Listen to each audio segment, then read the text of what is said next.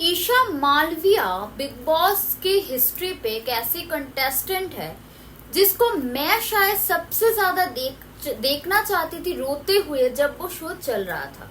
अब इसका multiple reason है। मैंने बहुत बार अपनी फीलिंग्स को बहुत ही क्लियरली बताया है क्यों ईशा मालविया को मैं सपोर्ट करती आई हूँ। मैं हमेशा बोली हूँ yes this is a news based channel, साथ ही साथ मैं अपना पॉइंट ऑफ व्यू भी रखती हूँ।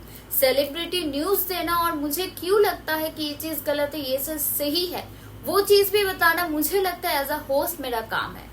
इसलिए मैं अपना जो फीलिंग्स है, अपना जो पॉइंट ऑफ व्यू है, मैं जाहिर करती हूँ। बिग बॉस 17 एक ऐसी सीजन था और ऐसी एक कंटेस्टेंट थी ईशा मालविया जिनको मैं चाहती थी कि भाई रो लो, थोड़ा फूट फूट कर रो लो। उसका बहुत सारा रीजन है, लेकिन क्या हो गया कि बॉस पे तो वो रोई नहीं, लेकिन अभी क्या हो गया कि इंटरव्यूअर के सामने ही रोने लग गई फूट फूट कर, वो भी। उसके बारे में बात करेंगे। मैं सुपर्णा सभी को करती हूँ वेलकम मेरे यूट्यूब चैनल पे मैक्स पंच विद सुपर्णा। सबसे पहले रिक्वेस्ट करेंगे जल्दी से चैनल को सब्सक्राइब कर दीजिए अगर अभी तक नहीं किया है तो, साथ में बेल आइकन को प्रेस करना प्लीज मत भूलना ताकि मैं कोई भी वीडियो अपलोड करूँ आपके पास नोटिफिकेशन पहुंच जाए। सो गाइस, जैसे मैंने कहा ईशा मालविया को मैं चाहती थी पर्सनली कि भाई रो दे, क्योंकि देखो जब वो शो चल रहा था ना, ईशा मालविया एक टाइम पे खराब गई, गलत गई, उसके बाद रिकवर की, उसके बाद वो फिर से गलत गई। लेकिन ये जो वो उसका ट्रांजिशन बैक टू बैक चला उसमें उनका बहुत स्ट्रॉन्ग पर्सनालिटी बाहर आया। लेकिन हम जो इंडियन ऑडियंस है और इंडियन ऑडियंस जो है सिंपैथी पे बहुत ज्यादा जाता है। वो बंदी शो पे रोई नहीं। ये एक मेरा तो एज एन ऑडियंस, मैं एज एन एक आर्टिस्ट को जो देख रही थी उसके अकॉर्डिंग मुझे लगता है कि ईशा मालविया को तो भाई फूट फूट कर रोना चाहिए, क्योंकि उस शो पे बिग बॉस 17 एक ऐसी जर्नी गया था। बिग बॉस 17 एक ऐसी शो गया था जिसमें सब सिंपैथी के बेसिस पे चला। एक तो सभी का पर्सनल डिटेल्स पे गए, पर्सनल सबसे ज्यादा लिया गया ईशा मालविया को। ईशा मालविया का पर्सनल लाइफ पे जाकर बिग बॉस पे उसका कैरेक्टर उछाला गया बहुत ज्यादा। डे 1 से लेकर डे एंड तक, जब तक ईशा मालविया थे शो पे, ईशा मालविया का पर्सनल लाइफ पे सबसे ज्यादा गए ये शो पे बिग बॉस 17 पे। First of all Isha Malviya का बहुत बड़ा गलती है, उसका वो एज ही नहीं था कि वो उस टाइम पे शो पे जाए।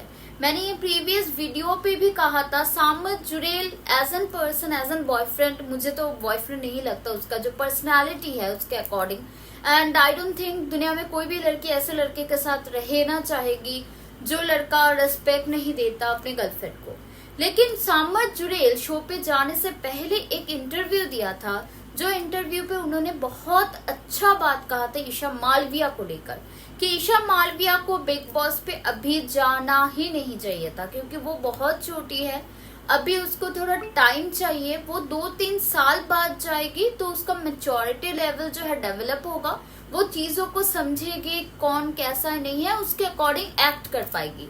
तो उसके फैमिली को, मुझे भी लगता है कि फैमिली को रोकना चाहिए था कि ईशा मालविया को, कि इस टाइम पे वो 19 साल की थी जब वो शो पे गई थी एंड शो के अंदर ही उसका बर्थडे हुआ था। तो उसी अकॉर्डिंग 19 साल की लड़की को, मुझे नहीं लगता बिग बॉस का जैसे प्लेटफॉर्म एक 19 साल की लड़की को लेकर है। 19 साल की लड़की, उसका कैरेक्टर इतना गंदा था, उछाला गया, वो डेफिनेटली ठीक नहीं था, मैं अभी भी बोलूंगी। लेकिन अगर शायद मुझे लगता है कि ईशा मालविया भी थोड़ा रो लेती, थोड़ा कूद कूद के रो लेती, थोड़ा आंसू का नदी बहा देती, तो शायद उसको भी प्यार मिल जाता, उसको भी सिंपैथी मिल जाता, क्योंकि लोग बहुत सिंपैथेटिक हो जाते हैं, सिंपैथी देने के लिए भागते हैं। लेकिन ईशा मालविया का सबसे बड़ा प्रॉब्लम यही है कि भाई रोती नहीं है। लेकिन इंटरव्यू हुआ, रीसेंट इंटरव्यू, जिसमें ईशा मालविया जो है वो रो दी।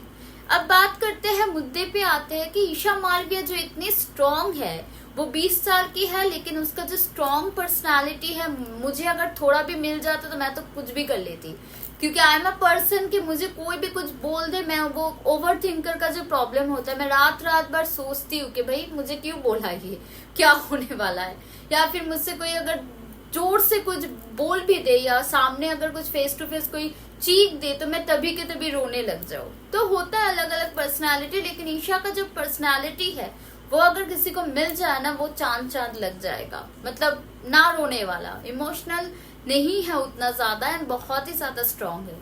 लेकिन फाइनली हर चीज का एक लिमिटेशन होता है। लिमिटेशन जब लेवल बढ़ता है, उसके बाद जो होता है ना एक टाइम पे वो आ जाता है बाहर।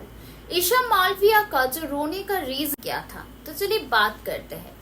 सो रिसेंट इंटरव्यू पे ईशा मालविया को पूछा गया सामर्थ के बारे में। सामर्थ का एक रिसेंट इंटरव्यू सभी लोग देखे होंगे, जो लोग उनसे कनेक्टेड है, सामर्थ को पसंद करते हैं, अभिषेक को पसंद करते हैं या ईशा को पसंद करते हैं, तीनों में से किसी को पसंद करते हैं, तो ये सारी चीज तो न्यूज रखते ही होंगे। तो आप लोगों में से जो भी देखे है सामर्थ का जो इंटरव्यू आफ्टर ब्रेकअप, तो सामर्थ ने वहां पर कहा था ईशा मालविया, क्योंकि ईशा मालविया बेसिकली एक अपॉर्चुनिस्ट है एंड साथ ही साथ जो वो हम लोग गए थे बिग बॉस के पार्टी में, वो जब बिग बॉस के पार्टी में गई थी उस टाइम पे भी हमारा कुछ ठीक नहीं था, वो बिग बॉस से बाहर आकर ही पूरा बदल गई थी। ये सब बहुत सारी चीजें जो है सामर्थ जुड़ेल ने कहा था अपने एक्स गर्लफ्रेंड ईशा मालविया को लेकर।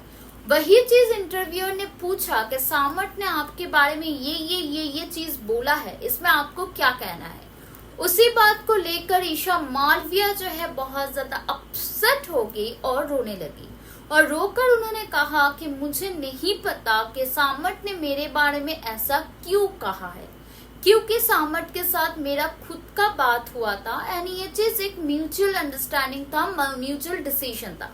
साथ ही मैं मतलब ईशा मालविया खुद को रेफर करते हुए यहाँ पर कहा कि मैं एज ए पर्सन, मेरा कोई भी इंटरव्यू आप लोग देख लो कि मैंने कभी भी उनके बारे में, सामर्थ के बारे में हो या अभिषेक के बारे में हो, मैंने किसी के बारे में कुछ भी गलत नहीं कहा।